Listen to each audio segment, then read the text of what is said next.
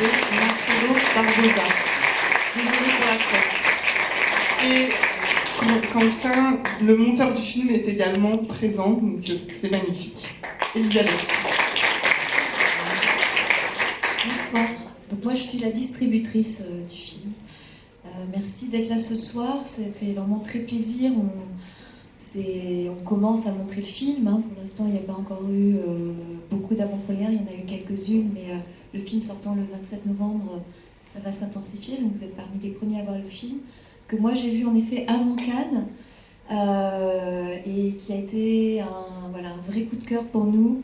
On distribue des fictions, des documentaires, mais c'est vrai, pas mal de documentaires, et on est assez exigeant. C'est vraiment un compliment qu'on vous fait. Le film est magnifique, criant d'actualité, très mis en scène, brillant. Enfin vraiment, je vais pas en dire plus parce que vous allez le découvrir. Et puis c'est un film important, je pense, à distribuer, à montrer le plus possible. Et comme on a aimé, on s'est dit qu'on allait peut-être faire le travail au mieux de ce qu'on pourrait pour que justement le film existe. Donc si le film vous a plu, n'hésitez pas à en parler autour de vous, parce que je vais être très brève là-dessus, mais ça devient quand même de plus en plus difficile de sortir des films d'auteur aujourd'hui. Donc n'hésitez pas pour le bouche à oreille.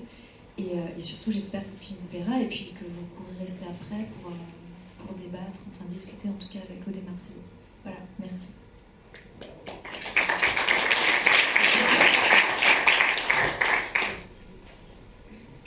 Bonsoir.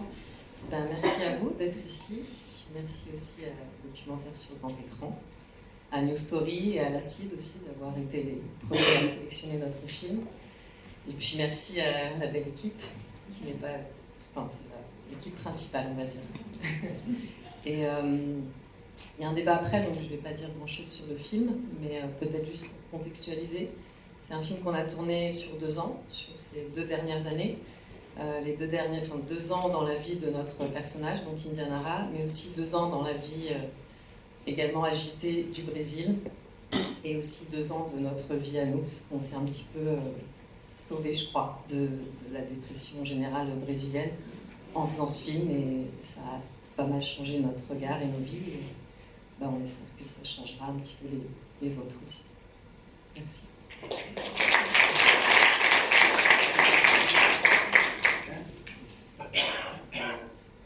Obrigado, é uma honra enorme estar aqui.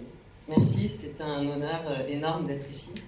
O filme ser chamado de filme de autor é uma coisa que para mim me toca muito. Le fait que le film soit appelé un film d'auteur, c'est quelque chose qui me touche beaucoup. Mas as questões que o filme levanta são muito maiores do que qualquer possibilidade, ou qualquer questão sobre o nosso talento. Mais les questions que le film soulève sont bien plus grandes que les questions sur notre talent ou sur notre travail de réalisation. E nós estamos aqui por essas grandes questões, espero que vocês gostem. Et on est là aussi pour ces grandes questions, et on espère que vous aimerez.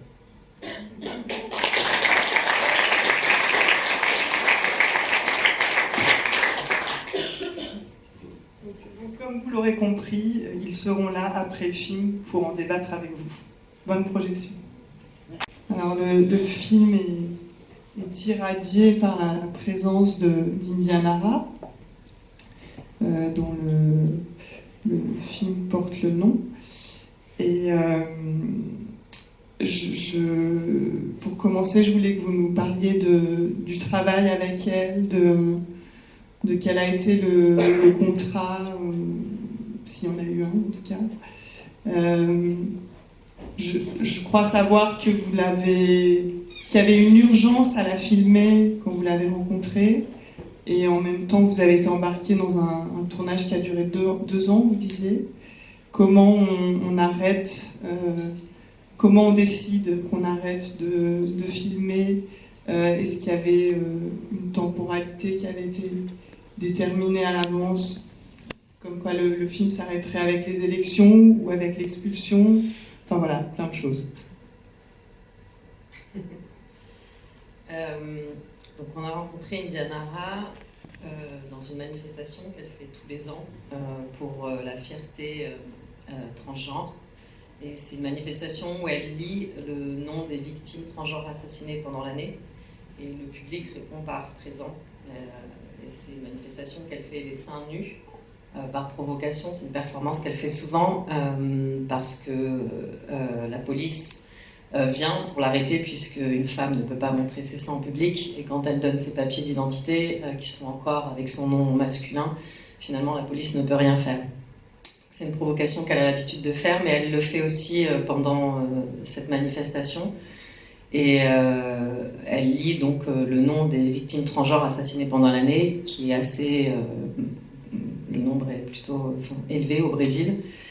Et le public donc répond par présent. Elle a un mégaphone et un drapeau LGBT dans les mains. Et donc c'était une image assez impactante. Pour nous, on l'a rencontrée comme ça.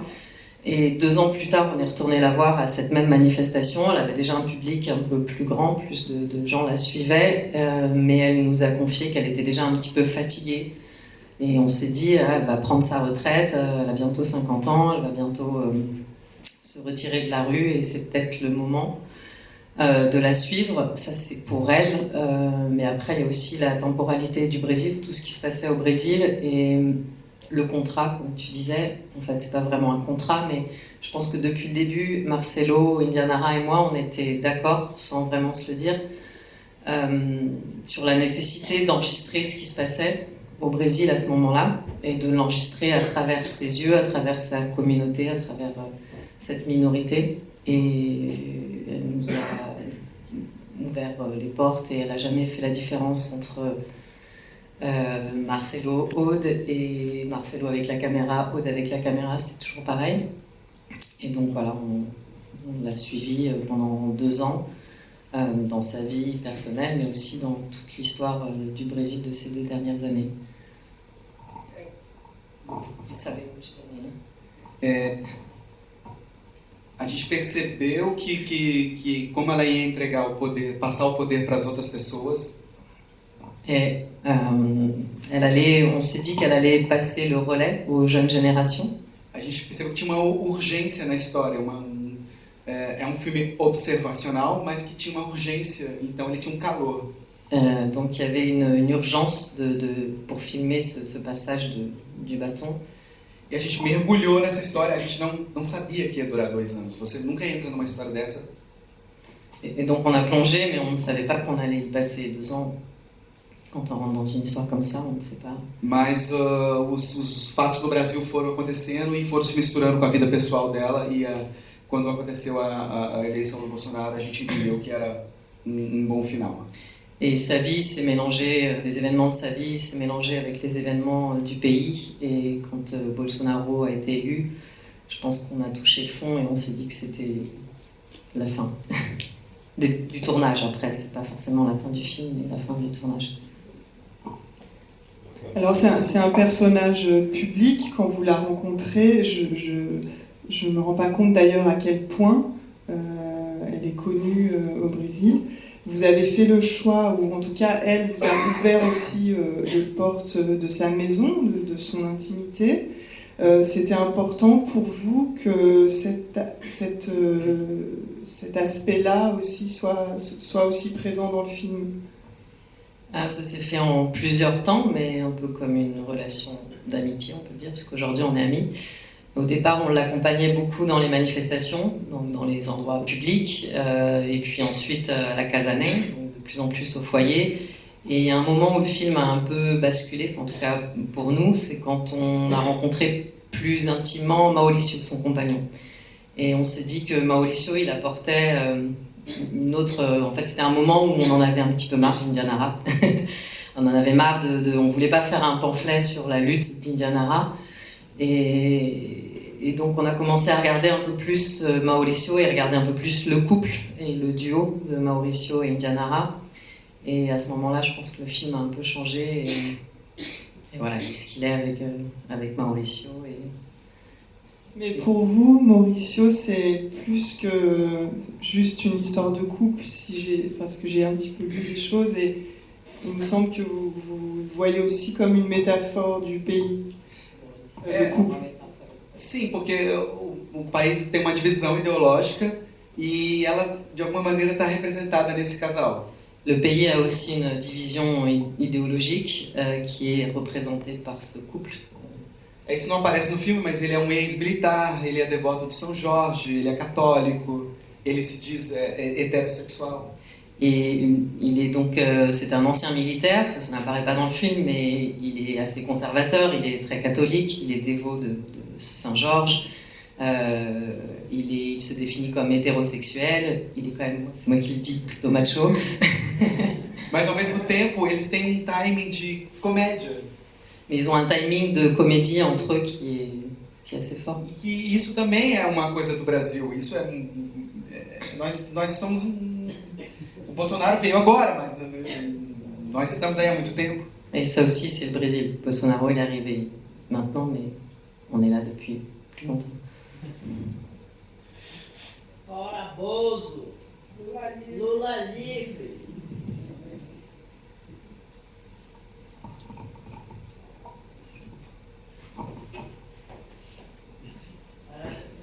Bonsoir. Je veux d'abord vous féliciter pour ce film que j'ai trouvé extraordinaire à bien des égards, au niveau de la réalisation, au niveau de l'image, au niveau du montage, et aussi au niveau du sujet, du traitement. J'ai adoré ces personnages. Le couple, effectivement, est tout à fait étonnant. Cette lutte fondamentale pour la liberté d'être et de vivre comme on le sent, comme on le veut. On voit aussi beaucoup d'inquiétudes à de très nombreux moments, que ce soit au tout début ou jusqu'à la fin. Est-ce que vous, dans votre travail de réalisateur, vous avez senti une pression? Est-ce que des gens ont exercé peut-être une forme, pas de coercition, mais peut-être que vous avez été ennuyé, des gens qui ont peut-être voulu que vous ne filmiez pas? Et je voulais aussi savoir, deuxième question, quelle était la situation depuis le moment où vous avez terminé ce film, depuis l'expulsion, si vous avez suivi, comment est-ce que ça se passe? Nous, de France, on a vraiment l'impression que ça devient de pire en pire au Brésil, mais vous avez sûrement des informations plus neuves à nous donner. Voilà. Alors, sur les pressions qu'on aurait pu subir, je crois pas, enfin, en tout cas, on n'a pas... On a été assez libres, nous aussi, et Indiana Ra nous a fait entièrement confiance. Elle nous a jamais empêché de filmer quoi que ce soit. Peut-être c'est nous qui nous sommes peut-être mis la pression des fois, ou c'est peut-être nous-mêmes qui nous sont... mais de pression externe, non. Mais au début, on savait pas du tout où on allait, donc oui, on avait nos pressions à nous. On savait pas... On était beaucoup dans cette maison, il y avait beaucoup d'histoires, pas que celle d'Indiana Ra. Et...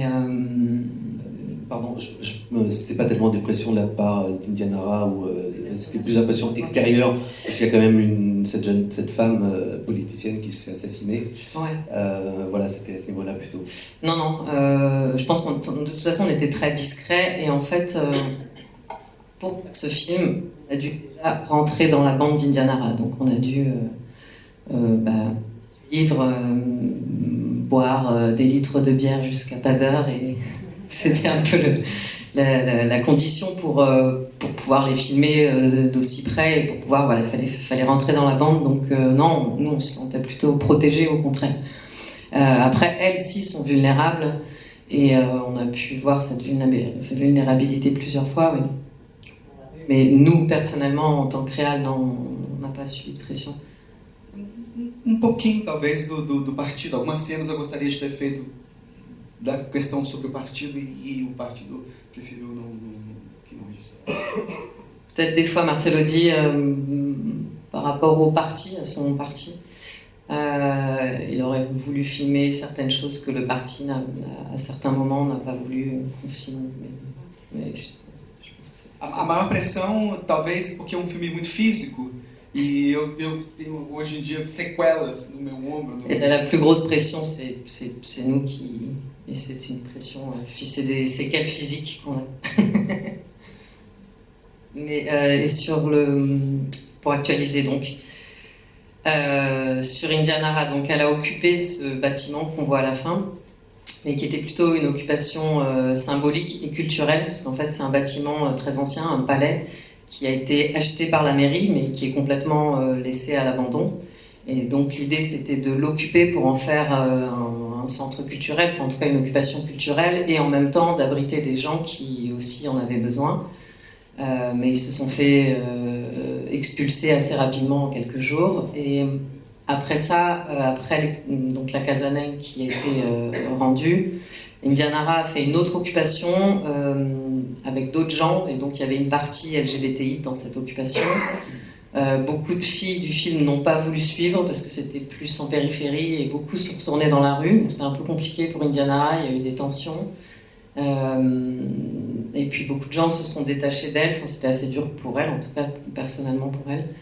Et là, il y a 2 mois, elle a occupé un nouveau bâtiment à Copacabana, un bâtiment de 7 étages, donc beaucoup plus grand, et elle a réussi à regrouper des forces, faire venir près d'elle des gens qui étaient dans la rue, faire venir, regrouper des forces et des gens autour d'elle, et donc là, ça va beaucoup mieux.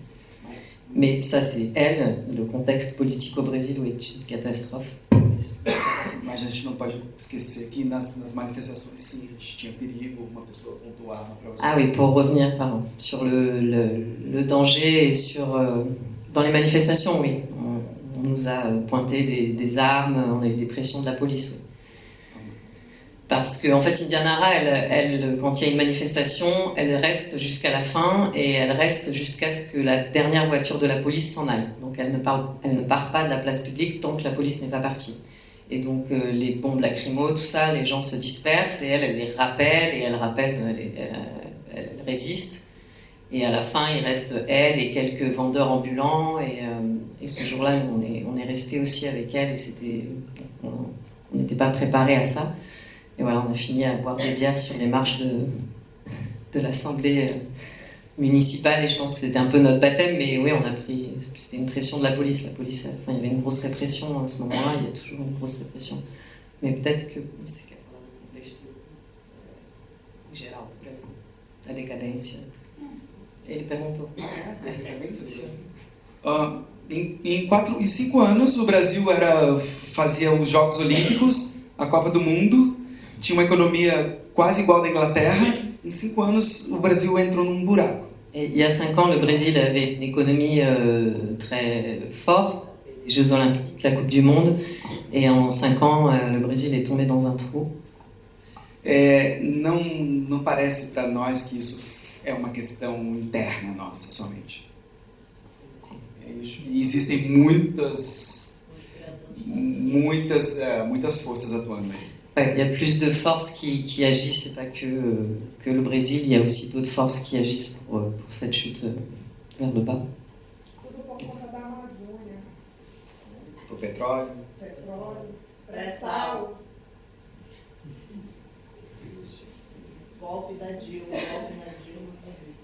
Oui, merci beaucoup pour le film. En plus, nous, on le soutient, donc je suis ravie de le revoir. Et j'avais une question parce que je n'avais pas souvenir d'avoir vu ça, mais c'est justement pourquoi, à un moment donné, justement, quand il y a l'expulsion, elle dit que c'est à cause du PSOL.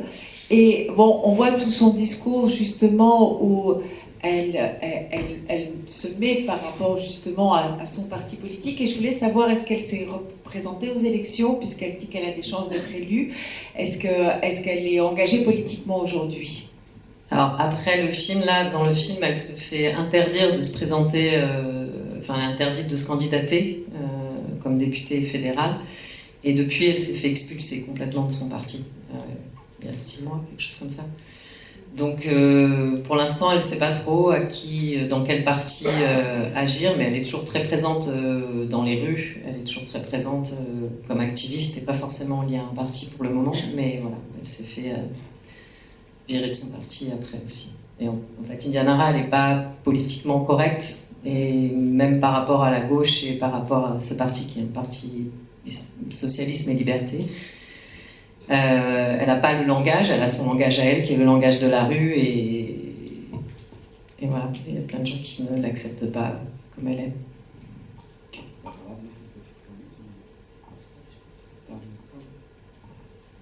Não, tinha uma questão técnica que quando ela é expulsa, ela não tem mais a possibilidade de mudar de partido para concorrer. Oui, il y avait aussi, elle s'est fait expulser de son parti, quand elle est interdite pour se candidater, elle n'avait pas le temps pour se présenter à travers un autre parti. Mais c'était stratégique de par son parti, son ancien parti. Bonsoir et encore une fois, merci beaucoup pour ce film qui retrace vraiment des réalités qui sont multiples, qui sont bien touchées par des situations d'intersectionnalité, qui ne sont pas non plus vraiment des réalités au Brésil, parce que cette réalité, malheureusement, dans des contextes différents, ça se passe ici aussi à Paris, en France. Indiana, qui est une amie à moi et très proche de notre communauté, évidemment, c'est quelqu'un qui est un symbole. Et une chose qu'on s'est posée toujours comme question, c'est pourquoi elle a décidé de faire politique dans un contexte comme le Brésil. Et je fais le parallèle avec Paris. Là où nous, aujourd'hui, nous sommes représentants de l'association Accept-ST et travaillons effectivement sur ces questions de pauvreté, d'immigration, de travail de sexe, de la prévention du VIH. On sait que notre population, notamment les femmes trans, sont extrêmement aujourd'hui précarisées, mais que cette précarité, elle n'est pas due au fait que nous sommes trans, évidemment, elles sont provoquées par le système en soi. Et donc, une question évidente qu'on se pose aujourd'hui, c'est est-ce que, en tant que personne trans et concernée par ces questions, et c'est aussi nécessaire pour nous de nous engager en politique ou pas? Ça, c'est une question. Une chose que je voulais dire par rapport au film, c'est que à un moment donné, la transmission de la militance est forcément nécessaire, qu'aujourd'hui, évidemment, on sait qu'on revient de très loin dans notre histoire en tant que mouvement trans, et que, heureusement, finalement, il y a des gens qui ont compris qu'il fallait traduire les réalités, nos réalités, et en dépassant la question de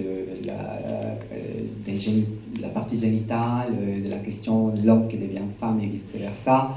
Et donc, voilà, c'est important pour nous, en tant qu'association, de rappeler qu'effectivement, ce qui traduit Indianara, c'est une réalité qui ça se passe au Brésil, qui ça se passe à Paris, où des femmes trans aujourd'hui séropositives sont expulsées, on voit l'expulsion, où il y a un mois, une femme trans brésilienne s'est jetée dans la Seine, désespérée par tout ce parcours. Et je fais le parallèle avec le film au moment où Indianara, il brûle tous ses souvenirs comme un symbole de quelque chose qui peut-être elle souhaiterait que ce cauchemar cumulé par tout ce vécu, ça se termine. Et voilà, donc encore une fois, je insiste sur la question de, heureusement qu'aujourd'hui, on est arrivé à un stade où finalement on parle plus de nos réalités sociopolitiques, des conséquences qui relèvent vraiment d'être invisibilisées pendant 50 ans qu'il y a la lutte LGBT, et qu'aujourd'hui finalement on a peut-être des fenêtres pour pouvoir vraiment crier fort ce qui nous arrive encore aujourd'hui. Une dernière question, c'est la question de alliance, parce que c'est vrai que pourquoi je pose la question par rapport à est-ce qu'on doit faire politique ou pas. On sait qu'en France, nous en tant que personnes trans, travailleurs du sexe, on sait que les politiques répressives qui criminalisent le travail du sexe sont souvent soutenues par ceux et celles qui se disent féministes, qui se disent progressistes, qui se disent alliés de la cause LGBT et alliés des personnes trans. Et donc c'est là où vraiment il y a aujourd'hui pour nous une nécessité de revoir, de réajuster nos stratégies et nos alliances. Donc voilà, juste encore une fois merci. Je suis très ému par ce film et c'est vraiment un truc très authentique dans l'âme pure de ce qui est Indianara. Merci. Merci.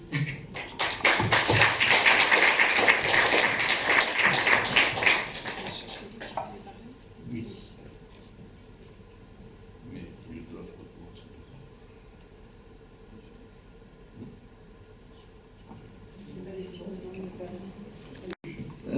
Pas répondre, mais continuer sur... je pense à un exemple, Indianara, par exemple, les personnes qui sont dans la Casanay, beaucoup ne savent ni lire ni écrire, mais elles savent organiser une manifestation, elles savent organiser une grosse manifestation, elles savent être dans la rue, elles savent résister. Et en fait, avant la politique, Indianara, elle a, je pense, cette force de rendre fort, c'est-à-dire que beaucoup de gens arrivent à la porte d'Indianara, la tête baissée, parce qu'il ou elle vient de se faire rejeter par sa famille, par son école, par son emploi.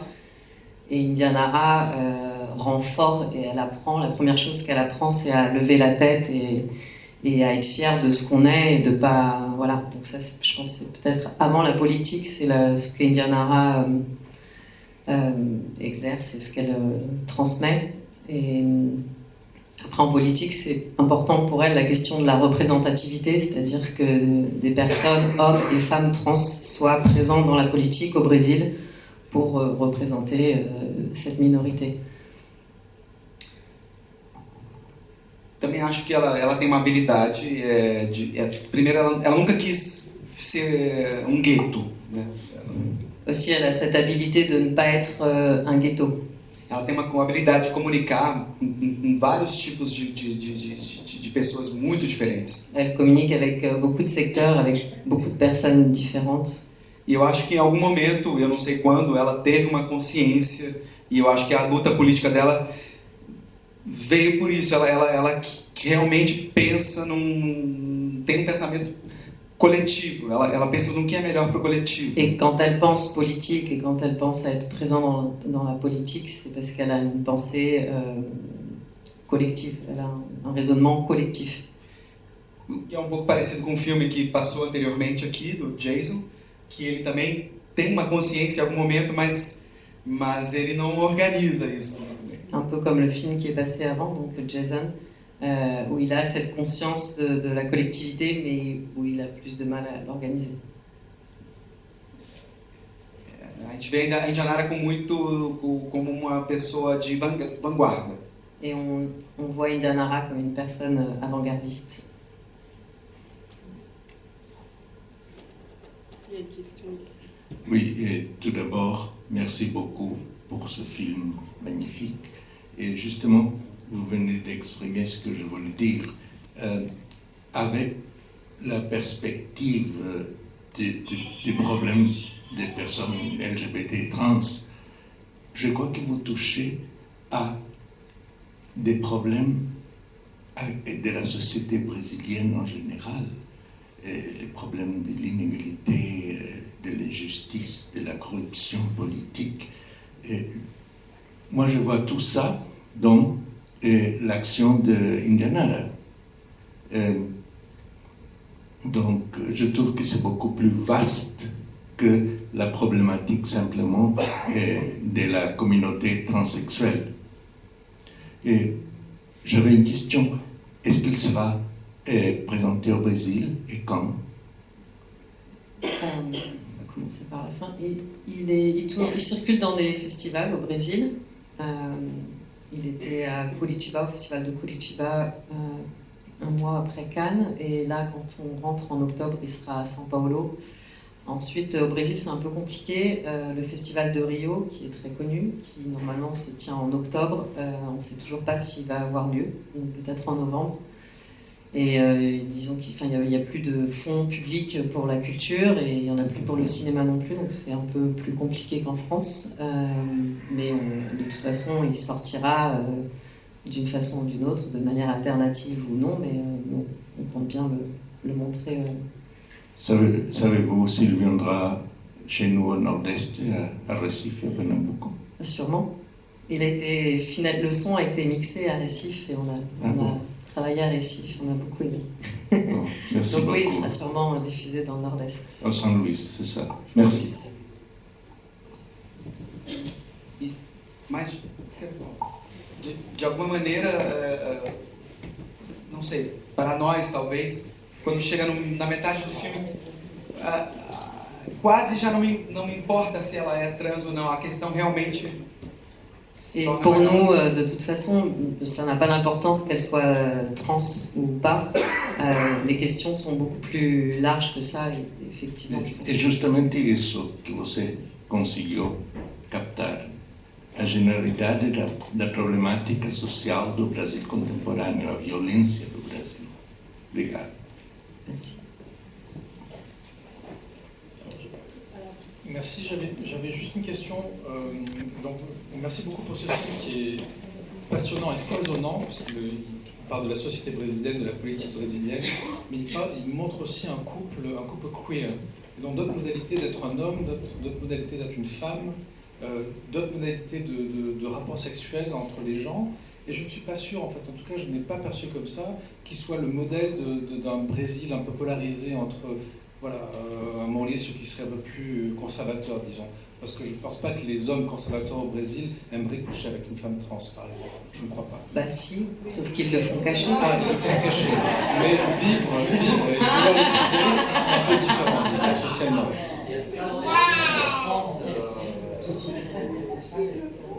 Mon Dieu, on est en 1920.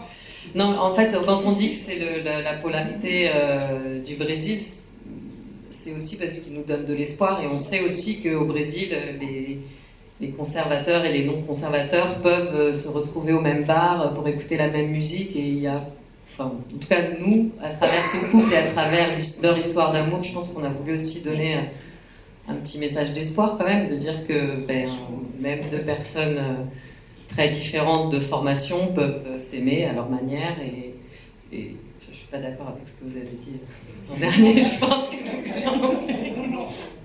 E também tem uma coisa que a gente vê uma divisão clara entre dois lados, mas é uma coisa um tanto artificial. On voit une division très nette entre les deux, mais c'est aussi une division qui est quand même artificielle. Existem muitas outras forças atuando no Brasil. Au Brésil, il y a beaucoup d'autres forces qui agissent, et il n'y a pas cette division si duelle. Parce que je ne pense pas non plus qu'un conservateur brésilien aimerait, par exemple, évoquer São Jorge et Lubanda ou Candomblé comme le fait Mauricio, puisque c'est plutôt de ce côté-là qu'il penche, en fait, plus que vers un catholicisme orthodoxe. C'est paradoxal, mais c'est la complexité de l'être humain et du Brésil, et de la contradiction. Si, il y a des conservateurs qui sont dévots de Saint-Georges, il y a des conservateurs de tous les bords. E mais do que a contradição, é a nossa solução. Et plus que cette contradiction, c'est notre solution. Malheureusement, je parle par rapport au travail de sexe chez les femmes trans, au bois de Boulogne, malheureusement, on doit aussi, parfois, on ne peut pas rapidement savoir quel parti politique, quelle classe sociale, mais on peut supposer, et malheureusement, il y a même l'extrême droite qui vient coucher avec les femmes trans. Vous voyez ce que je veux dire? Mais donc, et là, des conservateurs, il y en a. Mais voilà, c'est plus simple d'être dans une zone de privilèges, de confort, être oppresseur, et dans l'armoire, pouvoir en bénéficier, on va dire, entre guillemets, de certaines situations qu'on peut penser comme des situations où les minorités sont aperçues par les conservateurs comme des esclaves du sexe, d'autres questions, du travail, etc., etc.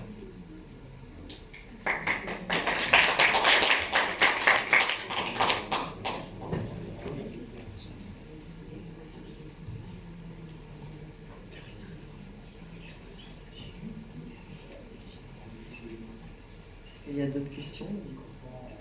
Notre médiatrice.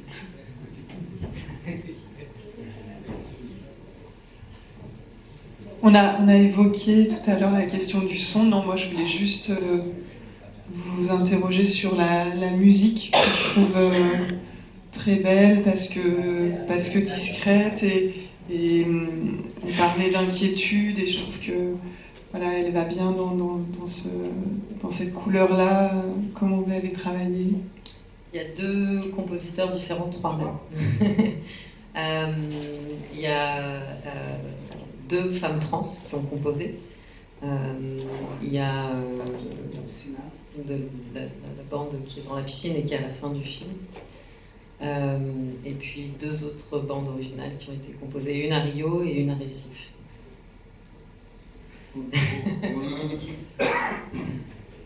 Et l'inspiration, c'est... Sont différents.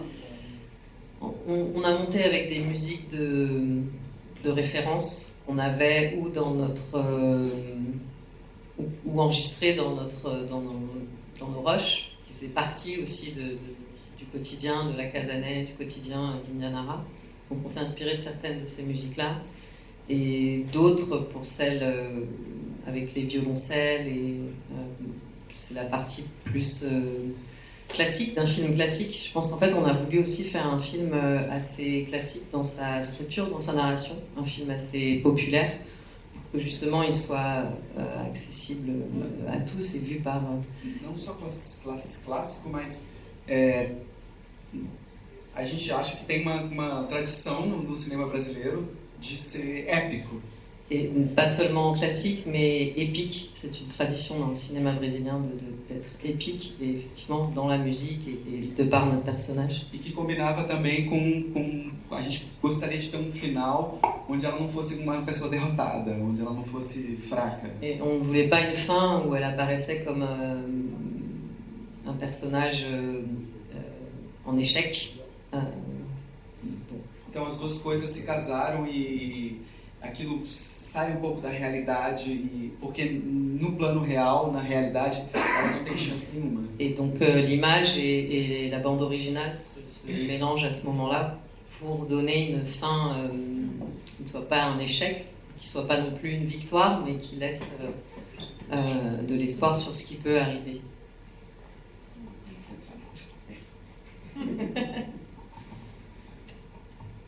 Bien, il me reste à vous remercier. Merci.